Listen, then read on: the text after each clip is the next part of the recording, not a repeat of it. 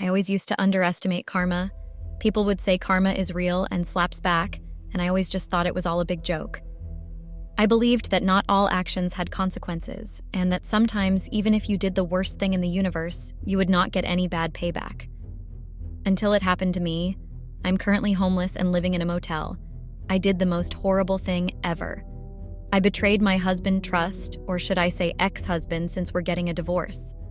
I not only cheated on him, but I also vanished with my affair partner. Now I am back and my husband no longer wants me back. He has kicked me to the curb. I know you're wondering how I got here, so let me give you my backstory. My name is Sasha, and I am a 29-year-old woman. I am married to Connor, a 29-year-old man. We like in the United States and have 2 kids. Ryan, our eldest, a 9-year-old boy, and our youngest, Felix, a 6-year-old boy. Connor and I have been married for 5 years. Connor and I met and fell in love in the crowded chaos of our high school, where lockers banged and kids chatted like there was no tomorrow. My world bumped into Connor's. Literally LOL. He was the genius everyone knew, acing every class without breaking a sweat. Me? I was just a regular girl with a knack for getting through the day without being bullied. So as time rolled on, me and Connor went from high school to college. When I hit 20, we had our first kid, Ryan, a little ball of happiness. The sleepless nights and diaper changes were tough, but his first steps and laughter made it all worth it. Fast forward 3 years, at 23, we added another member to our team, Felix. Our little family was growing, and our place was filled with the noise of 2 energetic kids. Juggling college and parenting wasn't easy, but we made it work with late-night study sessions and a whole lot of teamwork. Graduating from college wasn't just about getting a piece of paper. It was a big deal for us. It meant we stuck together through the ups and downs, from high school hallways to sleepless baby nights. Looking back, our story was like a quilt stitched with love, growth, and the chaos of raising a family. The challenges of college and the joys of watching our kids grow strengthened our bond. So, when we hit 24, Connor and I decided to tie the knot. Getting married felt like the natural next step in our journey from high school to becoming parents and college. The whole wedding planning thing was a mix of nerves and excitement. We picked a venue, wrote vows, and figured out who to invite, all while trying to keep things true to who we are. Our big day wasn't just about traditions, it was about making it personal, reflecting us as a couple. Surrounded by friends and family, we said our vows. Promising to stick together through thick and thin had a realness to it that went beyond the words we spoke. The ceremony unfolded like a mix of laughter, tears, and memories that led us to that point. Going from a couple to a married duo brought a whole new level of commitment. The rings, the promises, it all felt like a solid foundation for what came next. Our families, our stories, and now our shared path as husband and wife. After the big day, stepping into married life felt like a continuation with a fresh start. Sharing a last name, figuring out this husband and wife thing, it was all new, but it was us, together. Married life had its bumps, not always a walk in the park. Connor, as you know, is super smart. He aced college, became a surgeon, and raked in a good amount of money. He even had a side hustle that practically ran itself. So financially, we were solid. He covered all the bills and owned the house, a gift from his mom, but only his name was on the deed. The whole house only in Connor's name thing bothered me, but it was a gift, so I had to bite my tongue. Dealing with Connor's mom has been a bit of a roller coaster from the get-go. Even back in high school when we were just dating, she never really warmed up to me. Things took an interesting turn when we decided to tie the knot. She insisted that my name shouldn't be anywhere near the house deed. To make matters more interesting, she had me sign a prenup before marrying Connor. Weird, right? But I didn't let it bother me too much. I loved Connor for who he is, not for his money. So I went ahead and signed the darn thing. Now, when it came to the house, she vehemently stated that if my name went on the deed, the fancy house offer was off the table. So we ended up with only Connor's name on it. It wasn't an easy pill to swallow dealing with all this family drama. But come on, a 7-bedroom house with a home theater and a pool? Who'd say no to that? I bit the bullet and accepted the deal, even though it felt like a bit of a trade-off. Connor's parents, they're well off and like to shoot for the stars. Since high school, they've been pushing him hard to be a high achiever, and they were the ones who nudged him into becoming a surgeon. and I'm guessing they never really liked me because I was never an overachiever. And that Connor thought it'd be great for me to be a stay-at-home mom. Nice idea, but I wanted a bit more. I snagged a job related to my degree. Nothing too crazy, just something to keep me from going stir-crazy at home. Our differences led to some tense moments, but we figured it out. The house hiccup made me grumble a bit, and I let Connor know. He got it, apologized for pushing the stay-at-home thing, and we moved on. Connor, being a surgeon, was pretty much always tied up with work. But hats off to the guy, he really put in the effort to be there for our kids. And you know what? It worked. Despite his crazy schedule, the kids didn't feel his absence much because he genuinely tried so darn hard. On my side, like I said before I snagged a job, nothing too fancy or stressful, just something to break the monotony of home life. The workplace wasn't a giant corporation, but it wasn't a tiny shack either. It was a good fit. My coworkers were cool, and in no time I became part of the gang. After work, we'd hit a nearby bar for drinks or sometimes grab dinner together. Making these plans needed a bit of coordination, especially with the kids at home. I always made sure there was a babysitter or a relative ready to step in. And if I was running late, I'd shoot them a message, keeping everyone in the loop. Things were going well at home until this guy from work, Scott, started acting a bit off. We both started our jobs together but ended up in different departments. Then, out of the blue, Scott wanted to switch to my department. I didn't get it. His department was good, so why make the move? I wasn't close to him, and asking would feel a bit nosy, so I just let it slide. Surprisingly, HR approved his request, and there he was, now part of my department. This whole thing left me scratching my head. Why the sudden interest? What was his deal? However, I let it go as I felt it didn't concern me. Of course, I was wrong, LOL. Before I go on now, let me tell you, I adore my husband. No doubt about that. But appreciating beauty is something else, right? Scott the guy was a looker, blonde hair, blue eyes, the whole handsome package. He fit the classic stereotype of good looking. Plus, to top it off, he had this posh British accent that we'd sometimes playfully tease him about. I thought Scott and I were just messing around with some light teasing, you know? But then, things got a bit weird. Scott started being way too nice, like extra nice. He'd always grab something for me during his lunch break, and I usually work through mine, making sure it was exactly what I liked. If he went for a drink, bam, he'd bring me a coffee, perfectly how I take it. But that's not all. Scott took it up a notch, doing these little helpful things that kinda caught me off guard. He'd tidy up my desk or make sure my computer was shut down if I forgot and left early. These small gestures were nice, sure, but they got me thinking. Was this just being super friendly? Or was there something more behind it? The line between good intentions and, well, maybe too much attention started to blur, leaving me a bit puzzled about what was really going on with Scott, and to be honest, I liked it. So Scott wasn't just nice, he was like super attentive. Every morning he'd hit me up with compliments. You look beautiful. That earring really pops. That dress suits you so well. That kind of stuff. His compliments became a daily thing, and I gotta admit, they got to me. I started putting in a bit more effort into how I looked, secretly hoping for those sweet remarks from Scott. The attention? Yeah, I was all about it. Other girls at work were trying to get Scott's attention with some flirty moves, but he shut them down like a pro. Yet here I was, not even making an effort to flirt or anything, and he was handing out attention like it was free candy. It was a bit surprising, but honestly, I kinda enjoyed being in the spotlight without even trying. Scott's attention made me feel special, and no matter how much I tried to play it cool, I couldn't deny that I was digging it, maybe a bit more than I should have. The dynamic with Scott continued, and truth be told, I didn't take any steps to make him stop. Sure, I could have reported him to HR or something, but I didn't. Why? Well, I was basking in the attention and I genuinely enjoyed it. However, my willingness to let things slide came back to haunt me one day. It was a coworker's birthday, and we opted for a low-key celebration at a bar. I gave my husband a heads up, letting him know I'd be running late due to the celebration, and he was cool with it. And Scott joined us for the outing. As the night unfolded, the drinks flowed, and I must have had a bit too much. In my intoxicated state, I crossed a line with Scott, something I didn't even realize until the next morning. I had gotten so drunk I snuck off the bathroom of the bar with Scott to have sex.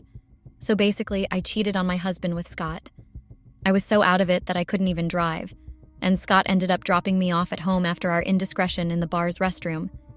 He concocted a story, claiming our co-workers elected him to take me home because I was too drunk. My husband bought the story, thanked Scott for being a good guy, and I woke up the next morning with the horrifying realization of what had transpired. Guilt and regret flooded over me as I came to grips with the fact that I had betrayed my husband. I was freaked out, honestly. I couldn't help but wonder if my husband somehow got wind of what went down. And if he did, would he ever be able to forgive me for that colossal screw-up? The guilt and fear were eating at me so bad, I needed a day off from work to deal with the mess involving Scott. I couldn't even face him. How could he? But truth be told, I couldn't entirely blame the guy. We were both wasted. And if I'm being honest, there was a part of me that kinda enjoyed it, which just added a layer of guilt to the whole situation. The next day at work, Scott had the nerve to approach me, and stupidly, I fell for his smooth talk again.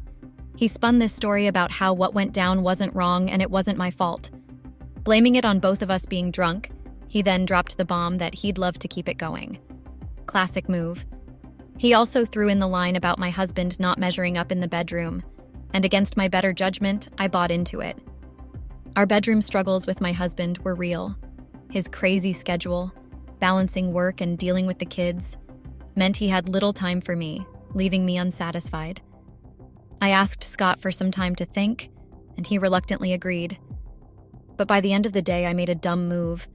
I gave in to Scott's persistence and agreed to have a secret affair.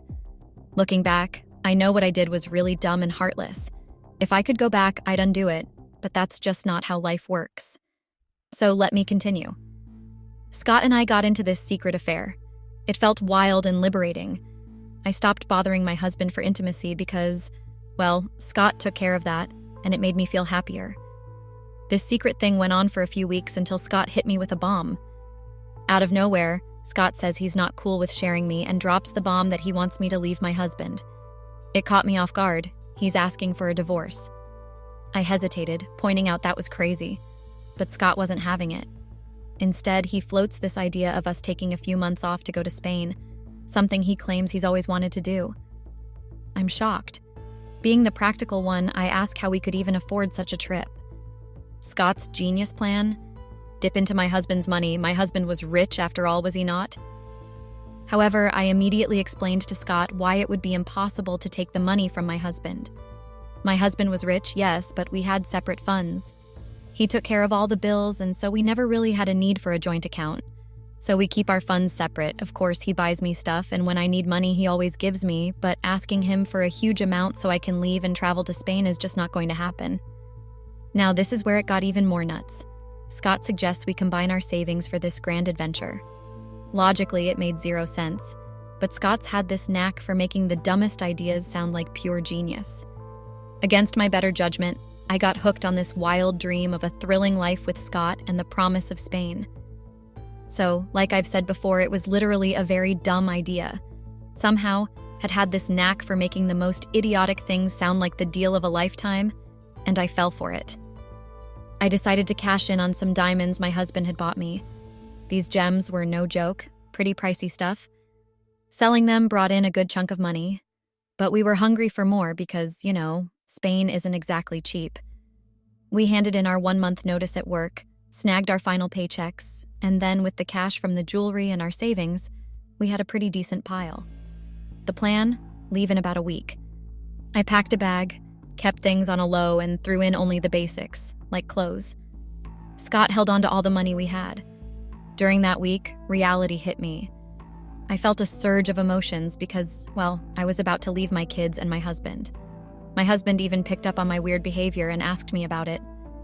I couldn't spill the beans, so I had to put on this act like everything was peachy.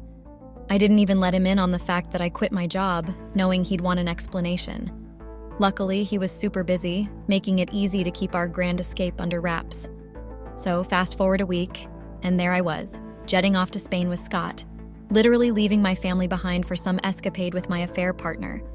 Yeah, I know, heartless move. Please don't judge. I was just being downright stupid back then. If I could rewind time, like I've said before, I would. But, life doesn't come with a rewind button. Anyway, let's get back to what happened. Scott and I landed in Spain, and within like 2 of me leaving, my husband was blowing up my phone. Texts like, "You've been gone almost a day. No calls, no texts. What's going on?" I realized I couldn't keep ignoring him. He was already threatening to go to the police, and I didn't want that drama. So I sent him a text, telling him to never contact me again, that I had taken off to Spain with my boyfriend, and I had no plans of returning. Then I blocked him. The first few months in Spain were a blast. We explored, had fun, tried all the local dishes, you name it. It was an adventure, and honestly, those initial moments were pretty amazing. Here's the deal. If you keep splurging money without replenishing it, you're bound to hit empty pockets eventually. And that's exactly what went down with Scott and me. After a few months of living the high life in Spain, the reality check hit hard. Our funds were running dry, and we had to face the music and head back home. I guess I never really pondered the consequences of my actions until the point when returning home became a stark reality. Our extravagant lifestyle left us with barely enough to last more than a day in Spain and still afford a flight back home. So, we made the call to get our plane tickets and hightail it out of there as soon as possible. So, after being away for months, reality hit hard when we got back. And guess what? Scott decides to end things right there at the airport. Classic move, right? "We had our fun, but I'm getting a bit bored. Gotta move on," he says in that annoying British accent of his. Dumped at the airport, and suddenly I've got no place to go back to. Obviously, my husband won't be rolling out the welcome mat, especially after flooding social media with pics of me and Scott living it up in Spain. While we were off on our adventure, both sets of parents and friends tried reaching out calls blowing up my phone. But I stubbornly dodged every call. Now, freshly dumped at the airport, I realize none of them are likely to take me in, not even my own parents. With nowhere else to turn, I start dialing up my friends, hoping against hope that someone will lend a helping hand. But of course they shut me down, some even scolding me and telling me to be ashamed for abandoning my family to globetrot with my affair partner. The weight of my poor choices starts sinking in, and tears start flowing because, let's face it, I messed up big time. In a desperate bid to salvage something, I dial up my husband, but he doesn't even answer. Fueled by regret, I scrape together the last bit of cash in my account and find refuge in the cheapest motel I can find, telling them I'll probably stay for about a week. Panic sets in. I'm desperately trying to reach my husband, missing my kids, and fully aware that I've messed up royally. I'm firing off multiple text messages, no response. It's as if my little fantasy world has crumbled, and the harsh reality is smacking me in the face, exposing the sheer stupidity of my actions. That night was a mess of tears. Trying to get back to some sort of normal, I called up my former coworkers to see if they'd heard the gossip and if there was a chance I could go back to work. Well, the news of me cheating and running off with Scott had spread like wildfire at the office, and it seemed like my chances of getting hired again were pretty much zilch. I was officially in a tight spot. Then, out of the blue, my husband gives me a ring. But surprise, surprise, it's not to patch things up. Nope. He drops the bomb that he's calling to talk divorce proceedings. Cue the tears as I beg him not to go through with it. But he's having none of it, pointing out how I can't expect forgiveness after ditching our family for a global joyride with my boyfriend. He insists on meeting at a restaurant, promising to text me the address before hanging up. So, there I am at the restaurant, ready to face the music. I try to hug my husband, but he's having none of it, tells me not to touch him. Disappointing, but not unexpected. No kids in tow, and I get it. After what I pulled, they probably don't want to see me. Cutting to the chase, my husband hands me divorce papers. No beating around the bush. He lays it out. Signing these papers is supposedly in my best interest. And here comes the kicker. He's gunning for full custody of the kids, leaving me with supervised visits only. I'm shocked. Why supervised? Why can't I just have normal visits? Does it mean I can't even take the kids out anywhere? He explains that, yep, I need his permission for any outings. After my previous stunt running off with my boyfriend, he's dead set on avoiding a repeat and me running off with the kids this time. He says he's ready to take it to court to keep my visits supervised. Tears and whimpers escape me, but my husband shuts them down without a second thought. He unloads on me like never before, expressing the hurt and heartbreak I've caused. According to him, forgiveness isn't even on the table. He lays it out plain and simple. I should be ashamed, and showing my face here was a mistake. The harsh truth hit me so hard, he pointed out that I abandoned him and the kids, gallivanting around the world with my boyfriend. He told me that if I thought I could just waltz back into their lives, then I'd better think again. He emphasized that they've moved on, and the idea of reconciliation is nothing more than wishful thinking. I was still crying, saying sorry, but my husband wasn't budging. The house was in his name, no two ways about it. We had a prenup, and since he got the house even before we officially got hitched, well, I couldn't even try to claim it. The prenup, made to protect his stuff, was another thing. Plus, I knew ditching my husband and the kids to jet off with my boyfriend wouldn't exactly win me sympathy points in any courtroom. He told me to sign the divorce papers, making it clear that fighting it was a lost cause. After settling the bill, he hightailed it out of the restaurant, leaving me to face the fallout of my actions all by myself. I had not just lost my family, but potentially any financial leg to stand on. The meeting with my husband happened yesterday, and it has left me holed up in this hotel room, still a wreck of emotions. Reality's hitting me hard. I'm in a tight spot, and the options aren't exactly a walk in the park. It's either reluctantly scribble my name on those divorce papers now, or gear up for a legal brawl that, let's be real, seems like a lost cause. Deep down, I'm well aware that even the slickest lawyer can't magic away the mess I've created. As the weight of it all sinks in, the need to lock down a job is glaringly obvious. The idea of facing life's uncertainties, maybe even hitting the streets, is a daunting prospect. And so I find myself pouring out my story, not just to vent, but hoping someone out there might pick up a lesson from my wild misadventure. Cheating, that seemingly thrilling detour, has turned into a disastrous route for me. So here I am, a living proof of the golden rule. Don't cheat. It's just not worth it. I'm urging others to take this message to heart and steer clear of choices that could wreck relationships and spare them the agony I'm currently wrestling with.